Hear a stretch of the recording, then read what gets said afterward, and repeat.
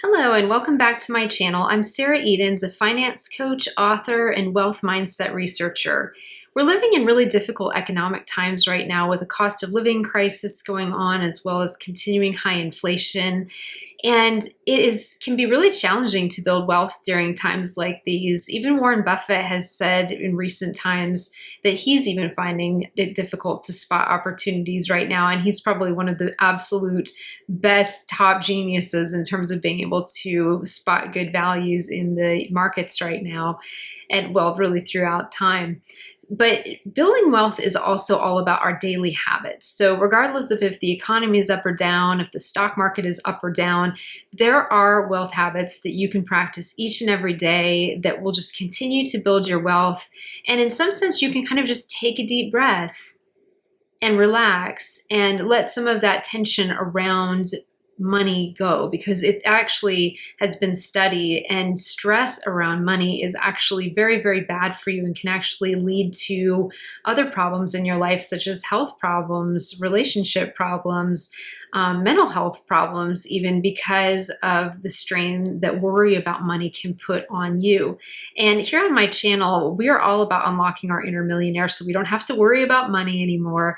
And that's all down to building a wealth mindset, building practical finance skills. And so today's video kind of combines both of those, because we're going to talk about habits, which are part mindset and then part practical application. So let's talk about some habits that you can start to implement right here, right now, that will help you build your wealth and really take the stress off of you when it comes to your personal finances. So the number one thing that you can do is to start practicing gratitude daily for the money that you have in your life. And I know this might sound a little bit counterintuitive if maybe you're in a position where you don't have a lot of money in your life right now, or maybe you just recently lost your job and you're not sure where more money is going to come from or when you're going to get rehired, and you're experiencing a lot of stress around that. And I don't want to negate what you're going through in this situation if that's you at all whatsoever, because that's a real crisis. But for as much as it's humanly possible for you, just really try to practice gratitude. In the morning when you get up is usually a great time to do this practice. You can also do it in the evening before you go to bed, maybe morning and evening, and really start to think about how grateful you are for all the money that you have in your life currently, however much or little that is. And what you can even do is you can take a notebook or a journal or just a piece of scrap paper, whatever you have around the house, and you can start jotting down when good things happen to you in your financial life. So, if you got like an unexpected savings on something that you needed, or a friend or a family member sent you a gift, or you got a rebate or a check in the mail that you weren't expecting, you got a raise at work or a promotion, or you started a new side business that's all of a sudden started to bring in more money, just start jotting those things down, because it's a really powerful practice to not only think gratitude, but also to put it down on paper. And this is my favorite journal. This is my actual gratitude journal. I have so many journals, but these are the ones I'm using right now. I'll link to these in the description. They're nice and sturdy. They've got lots of pages, and it's nice thick paper so the ink doesn't bleed through. And just such beautiful colors. I love it in this tone. And then I've also got another one in this tone. But I am a writer, and so if you're like me and writing things down on paper is just super cathartic, then definitely look at keeping a gratitude journal specifically around money. Or if you prefer to journal digitally, you can definitely do it there too. Whatever works best for you, but really start every single day focusing on what you have in your life that you can be grateful for right now in terms of money, versus thinking about not only the money that you don't have, but maybe the stress about worrying if you're going to get laid off. I know there's been a lot of, just unexpected layoffs in different industries across the country and across the globe. And a lot of people are still hurting from the financial difficulties from the pandemic and recovering from that. And so instead of fixating on either money that you lost during that time, which many of us went through a lot of economic hardship during that phase, or worrying about the future, just focus on what you have right now and be grateful for that. And that immediately just starts to change your mindset towards your money, helps you feel a little bit less stressed, and just alleviate some of that worry and that fear. And then when you can relax, we know that when we're more relaxed and in a more kind of Zen state of mind, our brains work better. When we get out of fight or flight and get into a more relaxed state, that's when we come up with our best ideas and our most creative ideas. So even if you are in a difficult financial place right now, practicing gratitude and getting yourself de-stressed is going to help you come up with creative ways to solve even your most pressing current financial problems right now. So that's number one, is to really practice daily gratitude or throughout the day for the money that you have. And you can even say little affirmations to yourself throughout the day, such as I'm grateful for all the money I have in my life, or even like be future grateful and say I'm grateful for the money that's coming into my life, or even an affirmation like, all the money that I need comes to me. That can be a really good one as well. And it might feel a little bit silly to say it out loud, especially if there's other people around, so you can always just think it in your head. You can jot it down in your journal, or you can say it out loud, and you don't have to make any explanations about why you're doing wealth mindset work. It's like if other people don't get it, they don't get it, right? So it's all good. So that's the first one, is to practice daily gratitude for your money. The second daily wealth habit that you can start right now kind of ties into this, and is to spend mindfully. So with the money that you currently have, really start to think about every time you buy something, really stop and take a pause before you click, buy now, or check out, or if you're in the store and you're throwing stuff in your cart or in your basket or whatever, just really try to take a pause and take a deep breath and really ask yourself some important questions like, do I really need this? Do I have something at home that already does this? Do I have a place to store this? Or is this going to just end up being more clutter around my home? Maybe my home's already really full and I need to have it clear out before I buy more. And I have a whole video on impulse shopping that has the kind of questions I ask myself before making purchases. And so that might be helpful for you as well. I'll link to that in the description. But really try to practice mindful spending, because that can really help you then identify trouble zones. Maybe you spend a lot of money on Amazon, and just not even on stuff that you want, but just because it's there, or it's showing up on a flash sale or something to that, something like that. And you're just buying stuff because maybe for you, maybe shopping makes you feel better if you've had a bad day. That's very common. I have days like that too. And so really think through, though, am I buying this because I need it and because this is going to fill a gap in my life, or because this item is really going to bring me joy? Or am I just buying this because I had a bad day and I'm doing this purchasing and retail therapy to try to make myself feel better? Because that will really, really help you build your wealth over time if you can identify those trouble zones. And even maybe it's times a day. Like I know for me, if I get on Etsy, say, as let's go for Etsy instead of Amazon, because Etsy, I love Etsy, and there's so many great little shops on there that are small businesses, and I love supporting them, but I have to also think about my budget. If I get on Etsy after about 9-10 o'clock at night and I'm just there scrolling through all the fun stuff that you can get on Etsy, it's not a good scenario, let's put it that way, because I'm tired. My decision-making processes probably aren't the best, and there's just so much cool stuff on Etsy, and a lot of it is like, collectibles or one-of-a-kind pieces or vintage pieces or antiques. And so you're like, oh, there is only one of it left. Maybe I should just buy it right this minute. And so think through for yourself as well. Are there certain times of the day or times of the week where you tend to overspend? Are there places you go? Like, I don't want to pick on Target, but I used to go to Target and spend way too much money just because there are so many beautiful, fun things at Target.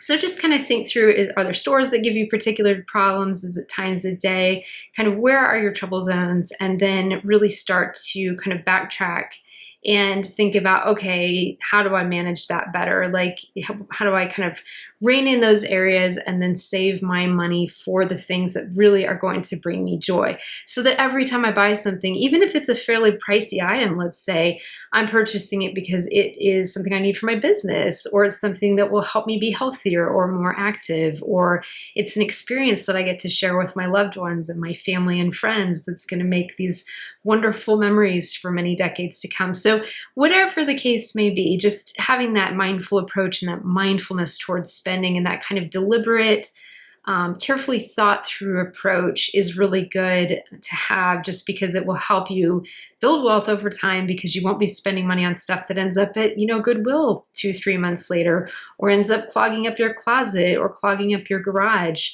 And so that can be very, very frustrating then, because you spent a lot of your money on those things and now they're just getting given away or sold at a yard sale for a fraction of what you paid for them. And I think too, for myself, whenever I go on those shopping sprees and those kind of impulse spending things, it can just also come with a lot of guilt later, because you're like, oh, I probably should have handled how I was feeling during that moment better, rather than go and, run up a big credit card bill anyway. So it just saves you so much time and trouble if you can just practice mindful spending in the first place. It's all fine to have slips here and there. Obviously, it happens to all of us, but to just practice that mindful spending. So that's my second daily wealth habit that you can really start to implement right now. My third one, and this is kind of more of like a monthly or a bi-monthly, but is to start automating your savings and investing. And I don't advise about investing here on my channel, so you can look into that on other YouTube channels or podcasts or books. There's so many resources out there about investment. But if you are an investor, then you can just, decide how much of your paycheck goes into your brokerage account. And then for savings, decide how much money is going to go into your savings account. And then just set up automatic transfers from your bank into those accounts every month when your paycheck comes in, bi-monthly, weekly, whenever that is convenient for you. And so that way you have that money kind of out of sight, out of mind right off the bat, and you're not tempted to spend it. And that is really going to help you build wealth over time. That's a critical factor, is to automate those savings and investments. And a lot of times you'll hear it called pay yourself first, but that's the concept, is if you think about it, it's really more like your future self first. Pay your future self first by saving for a rainy day, investing for your retirement, things like that. Because otherwise, I think what can very often happen is you might have your money budgeted out and then you have something go over in a category. And then it's easy to say, well, I guess we're just not saving this month, or I guess we're not investing this month, or not as much as we planned because, the dog had a really expensive vet bill, or, I had a shopping spree at Target, or some expense came up around the house that we had a big expensive home repair. So we'll just have to steal that, from savings or from investing this month. And short term, sure, that might happen. Long term, it's just not a great habit to get into. So if you want to flip that and think about daily wealth habits, then the best thing you can possibly do is just to put that money aside right away. And if you have a job where you've kind of got money coming in throughout the month, and it maybe varies in different amounts throughout the month, this may not be super practical, but you can still kind of take the same perspective and do manual transfers as well. I've done both. I've done some where I'll do automatics. I've done some where I'll just, sit down as soon as we get paid and pop that money into savings and into our brokerage accounts. So, whatever works best for you and is most convenient. I will say, if you've got your system set up to do automatic transfers, then make sure that your transfer is several days later than, like a good 4 or 5 days later, to account for weekends and holidays, than the day you typically get paid, just in case there's some kind of issue there with the money getting into your account, because you don't want to get a big overdraft out of your checking account. Say if you've got money automatically going to savings and investing, and your payment for the month didn't drop when you expected it to. So make sure you've got a credit card set up for overdraft protection, so you don't end up with any kind of overdraft fees.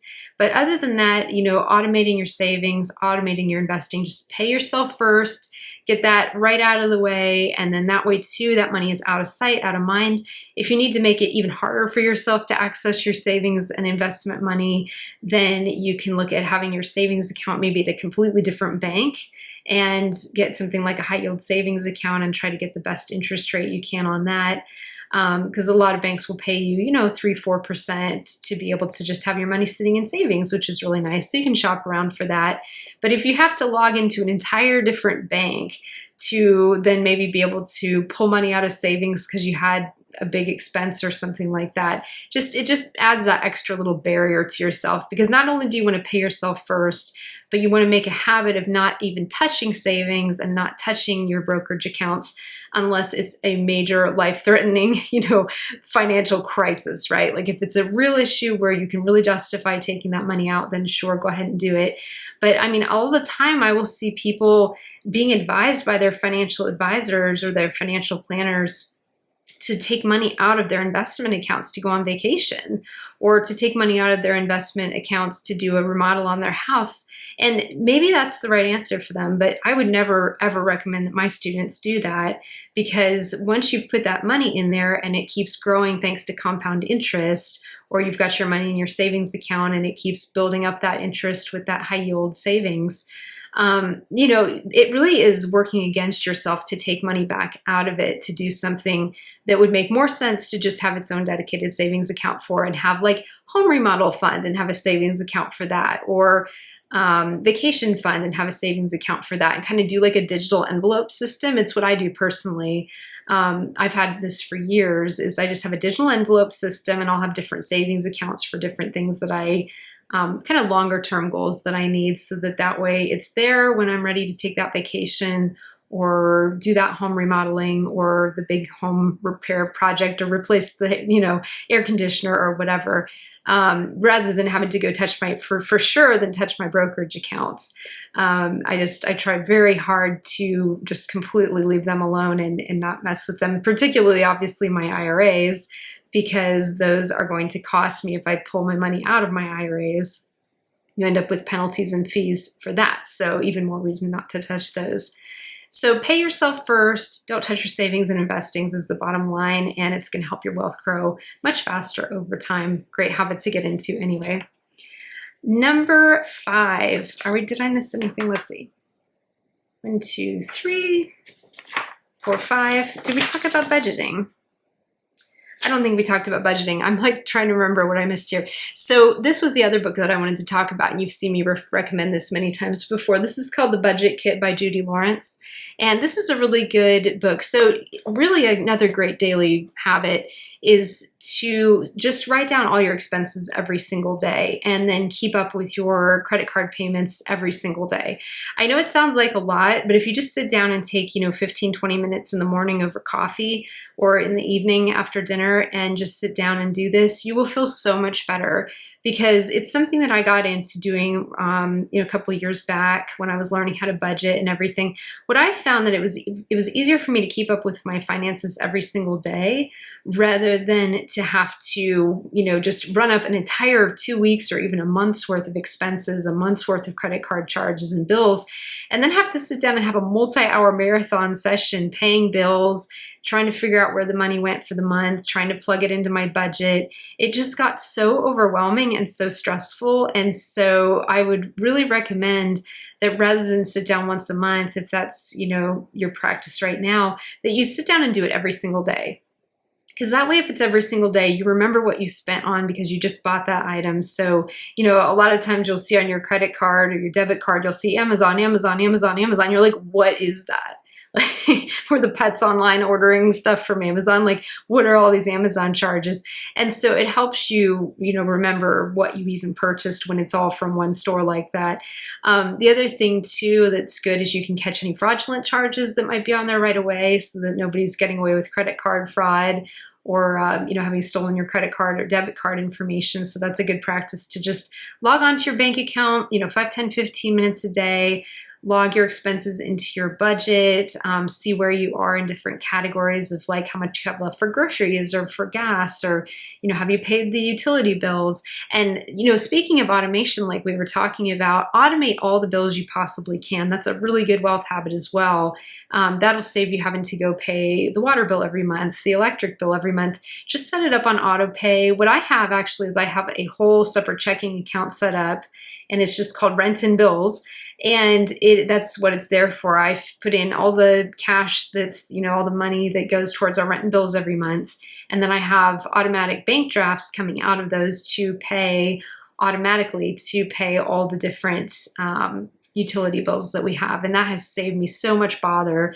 So then with your daily budget habits, all you're doing is you're going through and you're just logging your discretionary purchases, groceries, gas, vet bills, pet food, childcare expenses, things like that.